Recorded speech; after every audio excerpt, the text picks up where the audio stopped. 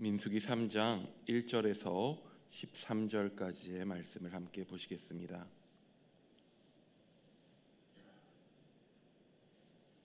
민수기 3장 1절부터 13절까지의 말씀입니다. 우리 함께 한 절씩 교독하시겠습니다. 여호와께서 시내산에서 모세와 말씀하실 때에 아론과 모세가 낳은 자는 이러하니라. 이름은 이러하니 장자는 나답이요 이다말이니. 이는 아론의 아들들의 이름이며 그들은 기름 부음을 받고 거룩하게 구별되어 제사장 직분을 위임받은 제사장들이라. 나답과 아비후는 시내 광야에서 여호와 앞에 다른 불을 들이다가 여호와 앞에서 죽어 자식이 없었으며 엘라살과 이다말이 그의 아버지 아론 앞에서 제사장의 직분을 행하였더라. 여호와께서 또 모세에게 말씀하여 이르시되 레위 지파는 나아가 제사장 아론 앞에 서서 그에게 시종하게 하라. 그들이 회막 앞에서 아론의 직무와 온 회중의 직무를 위하여 회막에서 심호하되 이스라엘 자손의 직무를 위하여 성막에서 심호할지니 너는 레위인을 아론과 그의 아들들에게 맡기라. 그들은 이스라엘 자손 중에서 아론에게 온전히 맡겨진 자들이니라. 그의 아들들 세워 제사장 직무를 행하게 하라. 외인이 가까이 하면 죽임을 당할 것이니라. 여호와께서 모세에게 말씀하여 이르시되 보라 내가 이스라엘 자손 중에서 레위인을 택하여 이스라엘 자손 중에 태를 열어 태어난 모든 마디를 대신하여 하였으니 레위인은 내 것이라. 함께 읽습니다.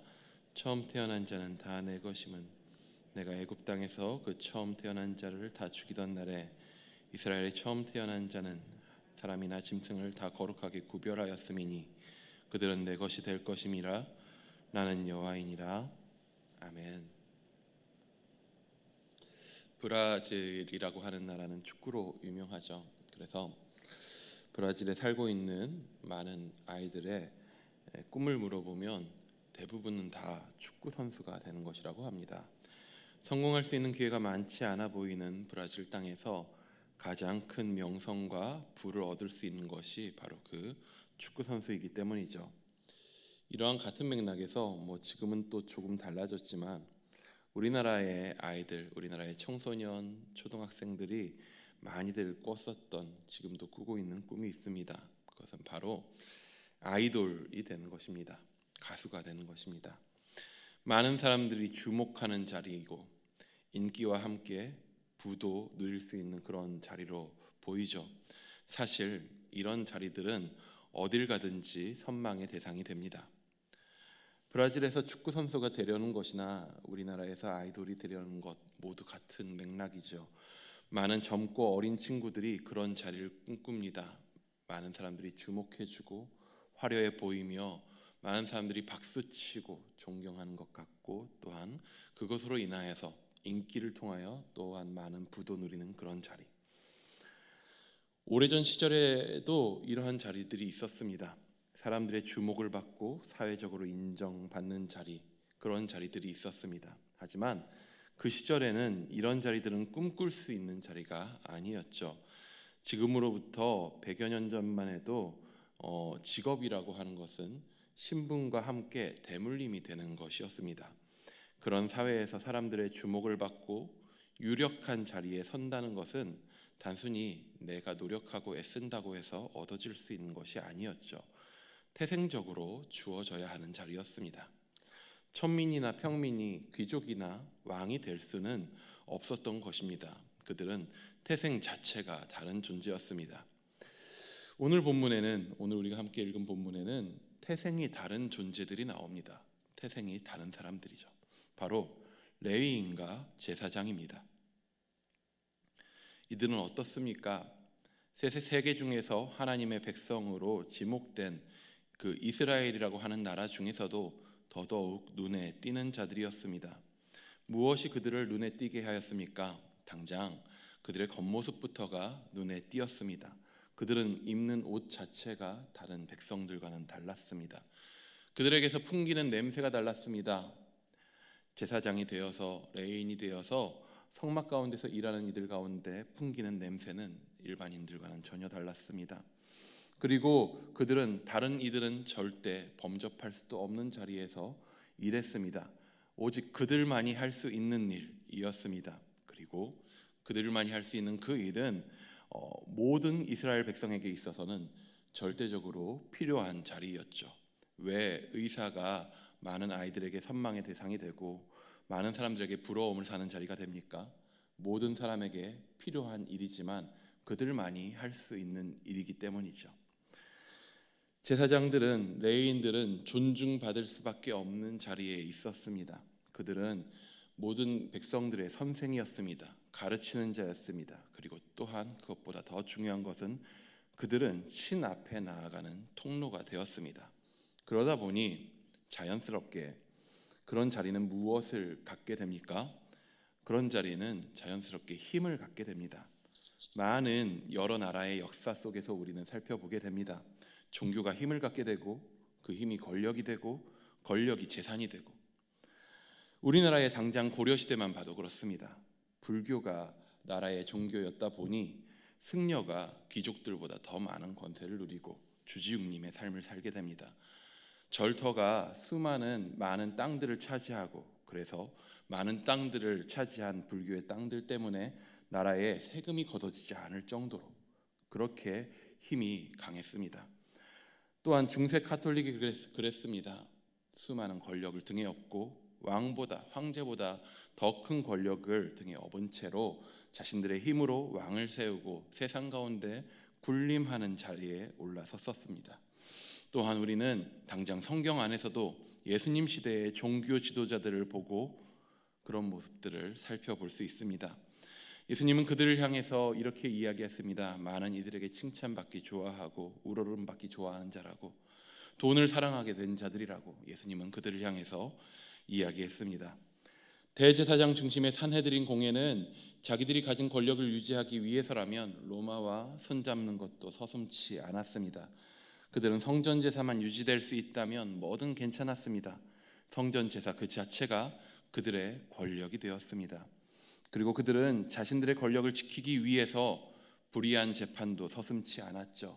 그래서 예수 그리스도를 십자가에 못 박는 일 가운데 가장 큰 힘을 보탰습니다. 율법의 권위를 자신들의 권위로 여기고 제의적 권한을 가지고 신처럼 군림합니다. 아마도 그런 자리가 당시에 개인의 노력으로 올라갈 수 있는 그런 자리였다면 당시의 제사장직은 지금의 아이돌이나 브라질의 축구 선수처럼 아이들이 꿈꿔보고 싶은 자리가 됐을지도 모릅니다. 하지만 오늘 본문에 등장하는 제사장과 레위인의 모습은 그럴 만한 자리로 보이지가 않습니다. 물론 이들은 주목받는 자리에 등장합니다. 광야를 지나는 하나님의 백성들의 수를 세고 있는 민수기에서 이들처럼 자세하게 그 역할과 숫자를 기록한 지파는 없습니다. 민수기가 마치 앞에 있는 레위기의 연장이 아닐까 싶을 정도로 제사장과 레위인에 대한 이야기, 그들의 직무에 관한 이야기, 그들과 관련된 또 성막에 대한 이야기가 길게 또 뒤에 이어지게 될 것입니다. 하지만 이렇게 주목받고 있는 이들의 삶은 아이돌 또는 축구 선수와는 사뭇 달랐습니다. 그들에게 있어서 혈통에 의한 역할의 대물림이라는 것은 한편으로는 영광스러운 일이라 할 수 있었지만 또 한편으로는 어떻습니까? 그 자리로부터 벗어날 수 없는 족쇄와도 같은 것이었습니다. 그들에게는 자유가 없었습니다. 그들에게는 무언가 자신의 삶을 선택할 자유가 없습니다. 그들은 태어나면서부터 제사장이었고 태어나면서부터 레위인이었습니다. 다른 선택을 할 수 있는 것은 없었습니다. 선택뿐만이 아니었습니다. 제사장의 삶은 매우 제한된 삶이었습니다. 오늘 본문 4절을 우리 한번 같이 읽어보기 원합니다. 4절입니다. 시작.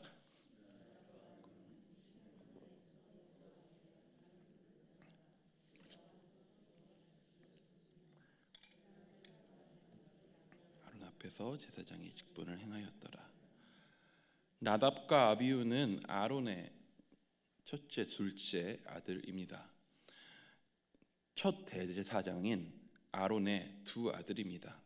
얼마나 권력이 있을 수 있을 법한 자리입니까? 하지만 대제사장 아론의 두 아들 나답과 아비후는 어떻게 됩니까? 죽임당합니다. 자기들이 선택해서 된 자리가 아님에도 불구하고 그들은 죽을 수도 있는 자리에 대한 책임을 떠안게 되는 것입니다. 그리고 그 책임은 자신의 목숨을 걸어야 하는 자리였습니다. 지금 같으면 생명수당을 받아야 할 만한 그런 자리인 것이죠.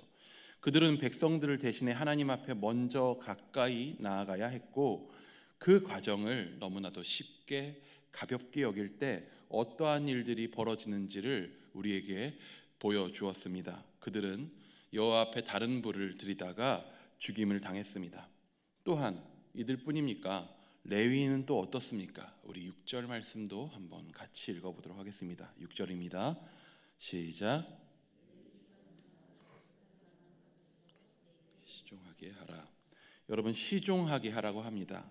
한마디로 레위인은 무엇입니까? 그냥 편한 말로 부르면 종인 것입니다. 제사장들에게 주어진 종입니다. 그들의 삶은요, 회막에서 이루어지는 모든 허드렛 일로 가득합니다. 그들은 제사장의 일들을 위한 온갖 업무들을 담당했고 보조했습니다. 그러면서도 여러분, 참 안타까운 것은 이들에게는 딱히 승진의 기회도 없습니다. 우리 10절 말씀도 한번 같이 보겠습니다. 10절입니다. 시작. 너는 아론과 그의 아들들을 세워 제사장 직무를 행하게 하라. 외인이 가까이 하면 죽임을 당할 것이니라. 오직 제사장의 자리는 누구만이 할 수 있습니까? 아론과 그의 아들들만이 제사장으로 세워질 수 있는 것입니다. 레위인들은 어떻습니까? 아무리 회막에서 봉사하고 애쓴다고 해도 그들은 여전히 그들의 시종일 뿐입니다. 그들은 결코 제사장이 될 수 없습니다. 제사장에게 주어진 종일 뿐입니다. 애쓰고 수고하고 허드렛 일을 하나 그들에게는 그 다음 스텝이라는 것은 딱히 없습니다. 사실 제사장의 삶과 레위인의 삶을 가까이 들여본다면요, 그 삶은 딱히 꿈꾸고 싶은 그러한 삶은 아니라는 것입니다. 그들의 삶은 매여 있는 삶이고 자유가 없는 삶이며 평생을 희생하고 어찌 보면 여호와 앞에 성막 앞에 나아간다는 것에 있어서 매일매일 긴장하고 두려워해야 하는 그러한 삶이었던 것이죠. 그들의 삶이 그렇게 쉽지 않은 삶 가운데로 들여지게 된 근거는 무엇입니까? 우리 12절 말씀도 한번 같이 보도록 하겠습니다. 12절입니다. 시작. 보라, 내가 이스라엘 자손 중에서 레위인을 택하여 이스라엘 자손 중에 태를 열어 태어난 모든 마지를 대신하게 하였은즉 레위인은 내 것이라. 하나님이요, 그들을 모든 이스라엘 자손 중에서 택했다고 합니다. 아니, 먼저 하나님은 온 세상 모든 민족들 가운데에서 애굽에 노예되었었던 이스라엘 민족을 택하십니다. 그런데 그 택하신 이스라엘 민족 가운데서도 특별히 12지파 가운데서도 레위인들을, 레위 족속을 택하십니다. 그들 중에 대표로 선택받게 됩니다. 여러분, 그 선택의 의미는 무엇입니까? 우리 13절 말씀도 한번 같이 보도록 하겠습니다. 13절 시작. 처음 태어난 자는 다 내 것이, 내가 애굽 땅에서 그 처음 태어난 자를 다 죽이던 날에 이스라엘의 처음 태어난 자는 사람이나 짐승을 다 거룩하게 구별하였음이니 그들은 내 것이 될 것임이라. 나는 여호와니라. 그들의 택함 받음은 무엇을 근거로 합니까? 이스라엘이 하나님의 것이 되었다라고 하는 증거가 되는 것입니다. 이스라엘 가운데서 레위인들을, 레위 족속을 택함을 통하여서 이스라엘 백성들을 구원할 때에 그들의 장자를 지키시고 애굽의 장자들을 치셨던 것들을 상징하는 것입니다. 그래서 레위인들을 특별하게 구별하여서 내 것이 되게 하심으로 이스라엘 전체가, 레위인뿐만 아니라 이스라엘 전체가 하나님 앞에 선택받은 민족이라고 하는 것들을 상징하여 보여주는 것입니다. 이스라엘은 레위인들의 구별됨을 보고, 레위인들이 그렇게 하나님 앞에 구별되어서 성막 앞에서 그렇게 종이 되어서 섬기고 애쓰고 희생하는 것들을 보고 자신들이 하나님께 구원받은 하나님의 백성들이 되었음을 깨닫고 보게 되는 것입니다. 레위인과 제사장의 삶은 어떻습니까? 그 존재 자체로서 하나님의 구원하심을 보여주고 증거하는 삶인 것입니다. 그들은 구별되었습니다. 구별되었다는 것은요, 예전부터 어찌 보면 굴림의 상징이었습니다. 왕이 된다고 하는 것들, 힘을 가진다고 하는 것들, 어찌 보면 이스라엘이 아닌 다른 나라의 어떤 종교 지도자가 된다고 하는 것들, 그렇게 구별되어서 상징적인 자리에 있고 희소성이 있는 자리에 있다라고 하는 것은 어찌 보면 온 세상 가운데선 굴림하는 자리에 있다라는 것들을 상징했습니다. 하지만 이스라엘 가운데서 구별되었다고 하는 것은, 하나님께서 거룩하게 하셨다고 하는 것은 그 자체로서 섬기는 삶이었습니다. 회막에 매여서, 자리에 매여서, 혈통에 매여서 그들이 누릴 다른 자유들을 포기하고 이스라엘 백성이 자기 하나님 앞에 나아오는 그 길을 섬기는 것입니다. 하나님 앞에 섬기며 백성들 앞에 섬깁니다. 그리고 그 섬김이 하나님과 백성들을 이어주게 됩니다. 이러한 면에 있어서 그 어느 누구보다도 더욱더 대제사장이라 부를 수 있는 분이 있습니다. 바로 우리의 예수 그리스도이십니다. 그분은 하나님의 보좌 가운데서, 온 세상 가운데서 누구보다도 온전히 완전하게 자유로우신 분이셨습니다. 하지만 그분은 그 자유로운 자리에 있기를 선택하지 않으시고 사랑하셔서 이 땅 가운데 내려오십니다. 그리고 인간의 육신 가운데로 내려오셔서 인간의 육신으로서 자신의 자유를 포기하시고 수많은 갇힌 것들 가운데 매여 사시다가 끝에는 십자가 가운데 매여서 자신의 생명을 내어 주십니다. 그분은 그렇게 대제사장으로서 우리를 위하여 하나님 가운데 우리가 하나님 앞에 나아갈 수 있는 통로가 되셨고, 자신을 희생하셔서 우리를 섬기시는 이가 되셨습니다. 우리는 그분을 바라볼 때 우리가 하나님의 백성 되었음을 깨닫게 됩니다. 예수 그리스도의 십자가는 우리 가운데 우리가 어떻게 하나님 앞에 사랑받았으며 구원받았는지를 보게 합니다. 그분의 섬김으로, 그분의 사랑으로, 그분의 구별됨으로, 그분의 거룩하심으로 우리는 그분의 섬김으로 구원받았습니다. 그리고 또한 우리는 그분 앞에 레위인으로 세워지게 됩니다. 우리 그리스도인들, 그리스도를 따르는 자들, 그리스도와 닮아가는 자들은 제 대제사장 된 예수 그리스도를 쫓아 그분과 함께 섬기는 자로 살아가게 됩니다. 그분 앞에 우리는 레위인으로 세워졌고, 우리는 세상 가운데서 하나님 앞에 세상 가운데 있는 많은 민족들을 하나님께로 인도하는 자들로 세워지게 된 것입니다. 그러므로 우리는 구별되었고 우리는 거룩하여졌고, 그러므로 우리는 그 구별됨을 통하여서 섬기는 자로서 오늘을 살아가야 합니다. 많은 세워진 임직자들이 있습니다. 많은 이제 세워져야 할 임직을 받으실 분들이 있습니다. 무엇이 우리를 구별되게 합니까? 무엇이 우리를 세웁니까? 예수 그리스도께서 우리를 위하여서 희생하신 그 희생이 우리를 세웠습니다. 그렇기에 우리는 구별되어 세워지는 자로서 우리에게 어떠한 책임이 있습니까? 우리는 하나님 앞에 섬기며 백성들 가운데 섬길 의무가 있습니다. 우리의 섬김을 통하여서 많은 백성들이 하나님 앞에 나올 수 있기 원합니다. 우리의 희생을 통하여서 우리를 볼 때에 많은 백성들이 예수 그리스도의 모습을 볼 수 있기를 소망합니다.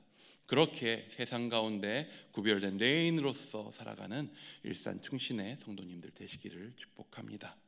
우리 지금 시간 같이 기도하겠습니다.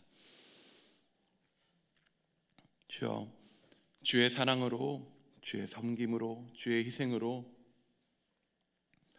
우리를 구원하시고 우리를 구별되게 하시고 우리를 거룩해 하셔서 주의 자녀 되게 하시고 그 사랑을 아는 자 되게 하시고 그 사랑 가운데서 섬기는 자 되게 하시니 감사합니다.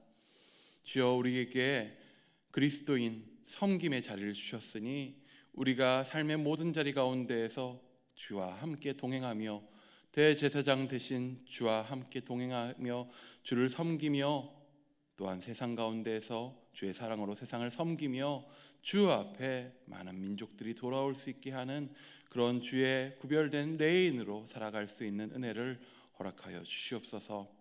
주께서 함께하여 주실 줄 믿사오며 살아계신 예수님의 이름으로 기도드립니다. 아멘.